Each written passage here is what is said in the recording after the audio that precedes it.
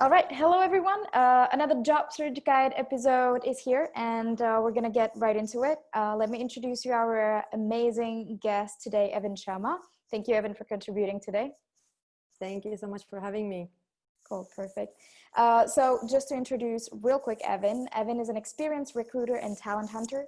She works at the moment for Cielo Talent, but her client right now is Tailor Corporation. So she works there as a recruitment business partner. And next to that, also, she is one of our mentors for more than a year. So thank you for that also, Evin. Thank you. It's really great journey. Like I've learned so much about myself and how to help people, how to be a leader and kind of like contribute to somebody else's success. It's amazing. Cool. All right. So about FemPalette, for those who don't know FemPalette, just to quickly introduce also myself, my name is Erica. You're probably seeing me in the other episodes, but if you haven't heard any of them and you're hearing this one for the first time, basically FemPalette is a professional platform of development and of education for a very diverse community of women from over a lot of countries, and right now we're more than 1,500, and our main goal is to have mentoring programs for women, and we also do educational and networking events. So this type of interview also that we're going to have today with Evin is to get right away in depth into a topic, and since we want to help people that might lost their jobs or left their job because of the coronavirus or of any other reason, we just wanted to help you with that. So we're having you here as like a little job search guide. Okay, cool. We'll get right into it. Evin, I'm going to have the first question right away. The first question about that. And today we're going to be talking mostly about how to write an appealing CV and a cover letter. What is the first thing you look at when you're going through a CV? What is the first thing that caught your attention? Yeah, okay. Well, firstly, I take a look on the entire CV, obviously. How is it structured? Is it aligned well, etc.? Then I go and check the summary of the candidates to understand more about themselves. Then I go directly to the work experience, see the candidates' career path, education, and so on. Take it from there. Mm-hmm. Okay, so the first thing that you would say is the summary, like the first summary in the CV. That's the first thing that you would go for, probably. Yeah. Okay. Yeah, definitely. Cool. All right. The second question: what should definitely be mentioned in a CV? Okay, well, experience, obviously. So by experience that is really related to the job the person is applying to, emphasize what can the person offer for that particular job or employer as well. Structured, if possible, avoid long sentences. That's not pretty. Yeah, that's in a nutshell. Okay. Yeah, okay. So you were saying that not writing like long sentences. So for you as a recruiter, how long the CV should be? Of course, it depends if you're junior and you don't have so many positions, and if you're senior, you might have, I don't know, maybe even 5 or 6 positions that you've already gone through. But how long should the CV be for it to not be boring? You know, and like, okay, this has like 4 pages, it's too long. How long it should be? That's a really good question. And I would say from 1 page to max 3 pages, ideally 2 pages. It depends on the seniority of the person, their experiences.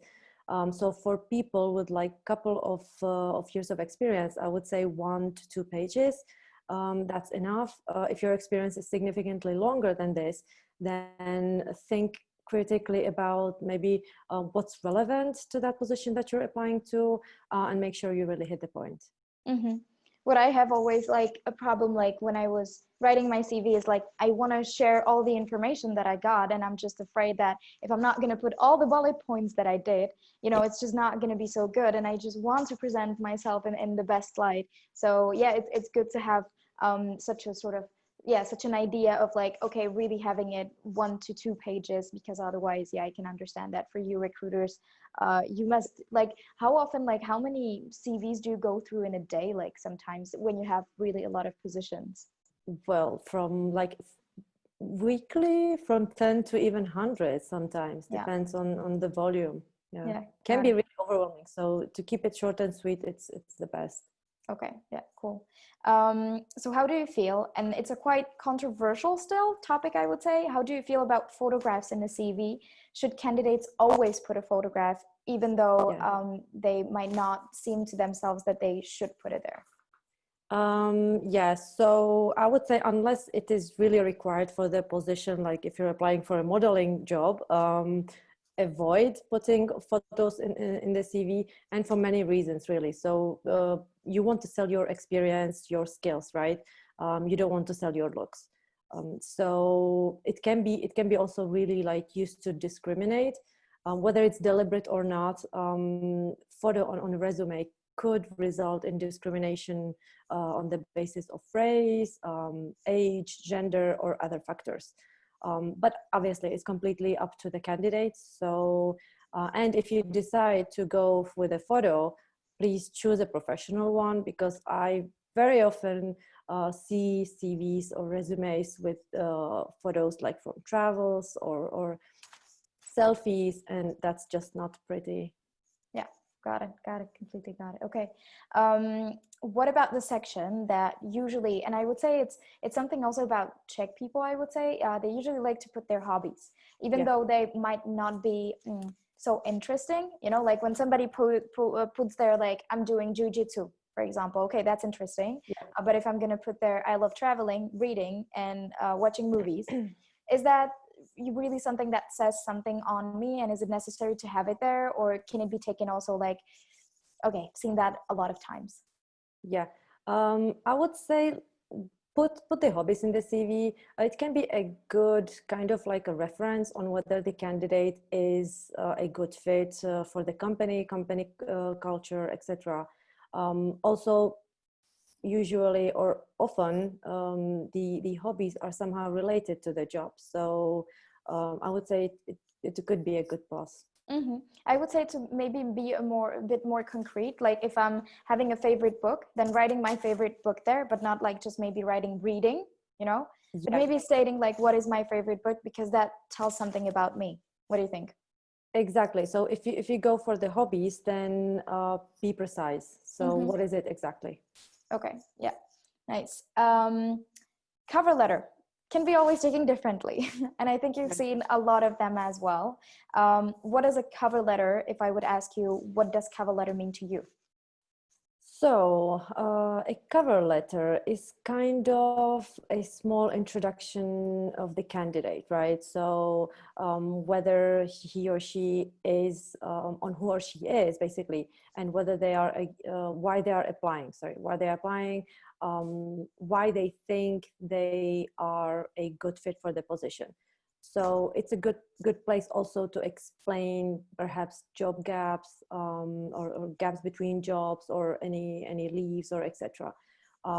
But to be honest, I see a lot of cover letters that are too generic, which is not necessarily a bad thing. But in this competitive job market, I would say you want to stand out. Mm. So personalize your cover letter to each position you're applying to. Really take the time, and it's worth it at the end. Yeah. I think that most of the sometimes recruiters can feel that it has been only a copy paste sort of a thing. You Exactly. know, Yeah. like they're applying to 5 or 6 jobs and they just copy paste it so they have it done and that's it. So yeah, Exactly. yeah, definitely. Okay, I agree with that. Um, okay, do you have any resources when I'm making a CV and I want to look at, I wanted not to have it only in Word document. Do you have any resources that you would recommend to people that are searching for a job and writing their CV?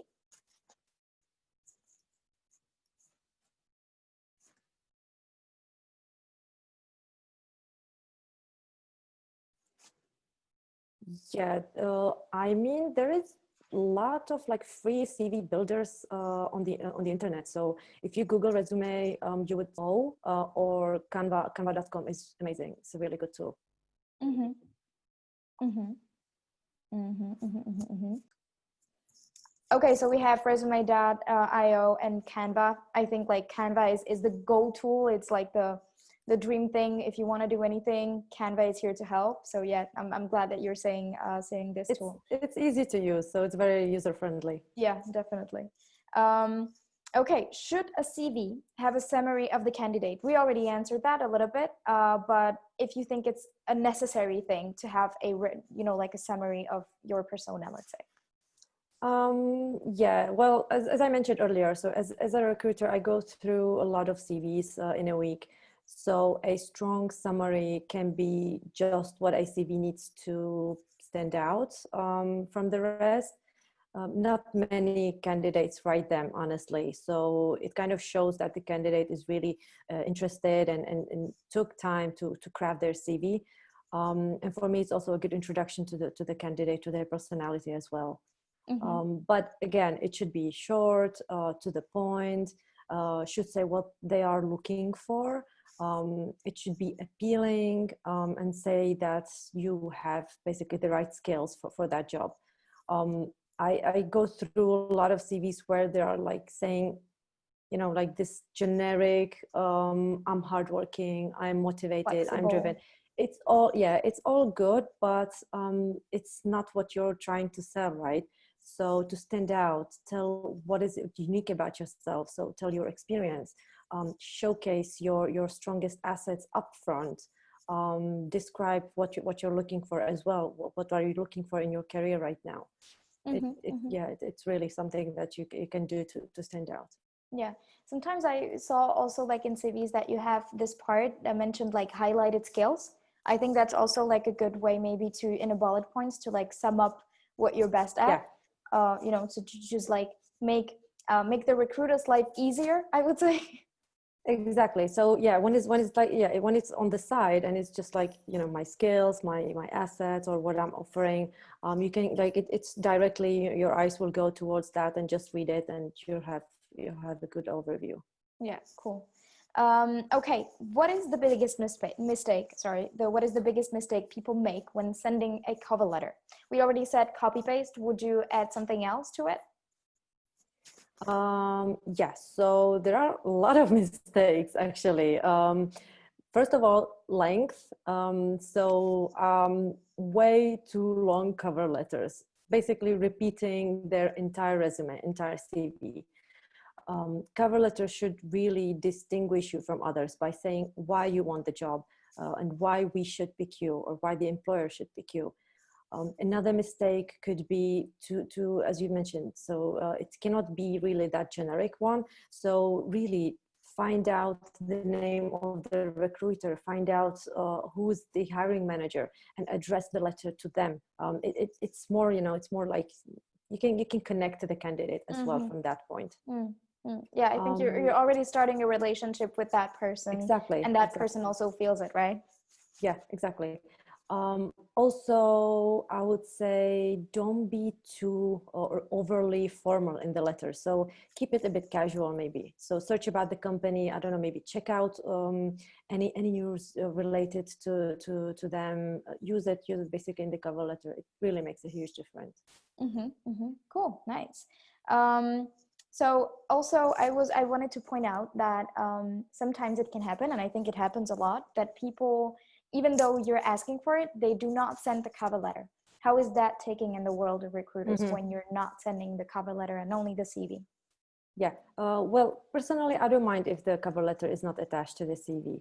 CV is more important, to be honest, but cover letter can be a big plus, since I know, again, how time consuming can be to draft one. And it also shows a deeper interest of the candidate. But when deciding whether to work on your CV or cover letter, I would say focus more on your CV. Really build a strong one, a solid one with a strong summary. Then it's not that necessary to attach a cover letter. If you also provide your LinkedIn profile or references, then you're just good to go. Cool. Yeah, that's interesting. Another question that I had also is, for me, for example, I'm a sort of like the millennial, and for me, writing my age in the CV, I think it can be more harmful than it can actually help me to get a certain position. For example, a position where I would be a manager. So I know for myself that I'm never gonna put, until like for me to be older, I'm just not gonna put my age in the CV. What do you think, is that, should people put their age in the CV or not? Well, short and sweet. They don't have to really. Age is not something that should stop the employer from speaking with the candidates or interviewing them. You're selling your skills, you're selling your experience. So age is not. Yeah. For personally, I don't look on the age really. Yeah, okay, that's good. That's good. That's sort of like motivating for me a little bit. But I think also, like, if really for a certain position you need to have a certain age, I think that you can always get it from the school, from the education that you write there. Yeah. If you just sum it up, then you sort of know, like, in between, okay, he's in between 40, 45, or 40 to 50. You don't know You maybe can the figure it exact out. age. Yeah, you can figure it out. Exactly. Exactly. Yeah. Yeah. If you Cool. really, if the employer really like insists on knowing the age, then you can figure it out from the CV. Yeah. Okay. Totally agree. Okay. What kind of CV you received make you, oh, really cool, really nice? Okay. Yeah, that's a good question. Well, I received a kind of like a PDF/PowerPoint CV presentation from a marketing candidate, and that was really cool.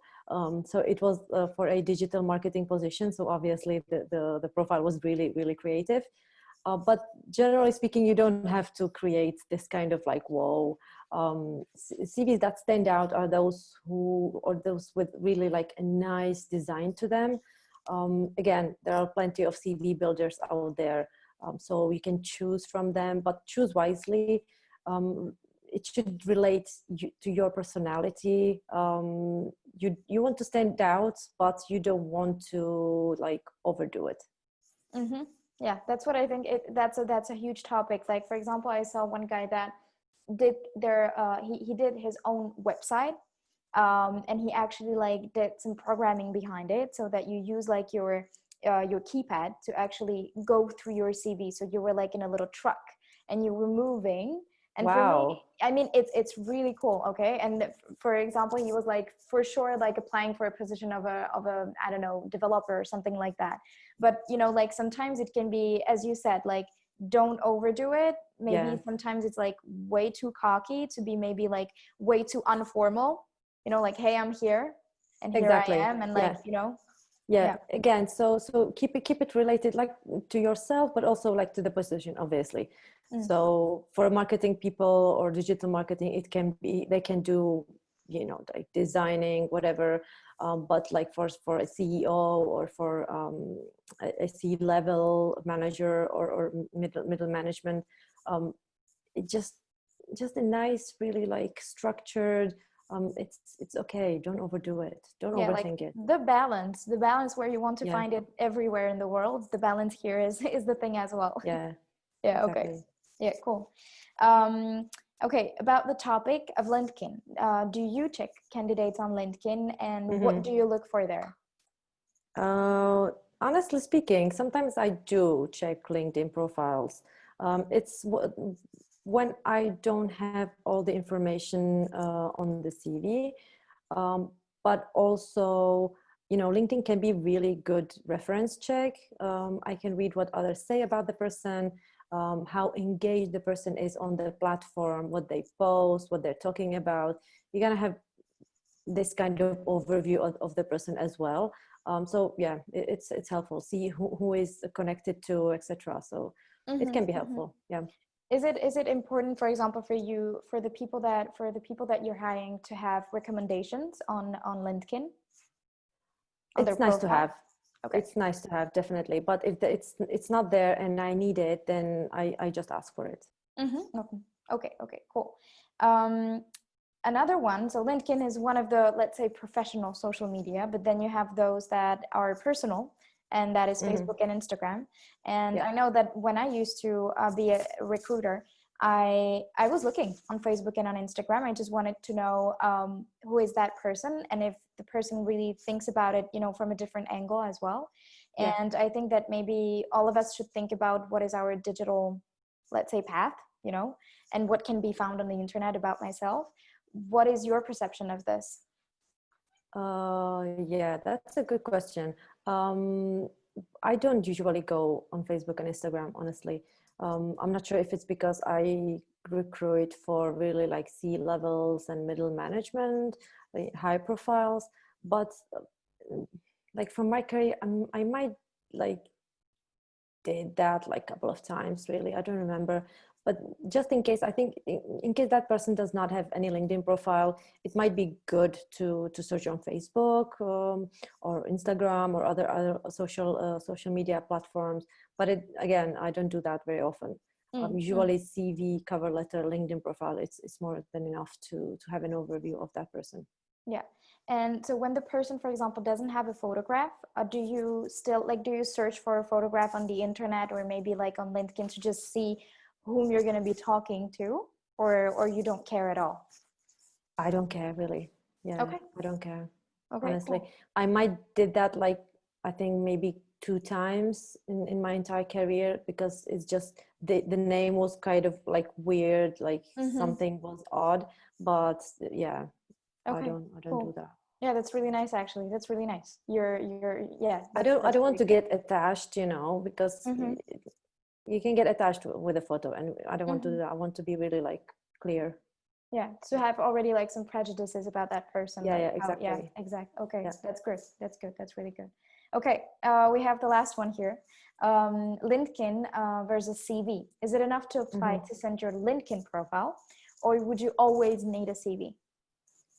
Yeah, so again, a good question.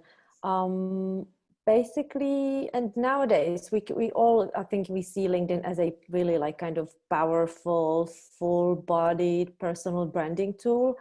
Um, that's for sure, but still, maybe I'm old school, or maybe it's just we're not there yet.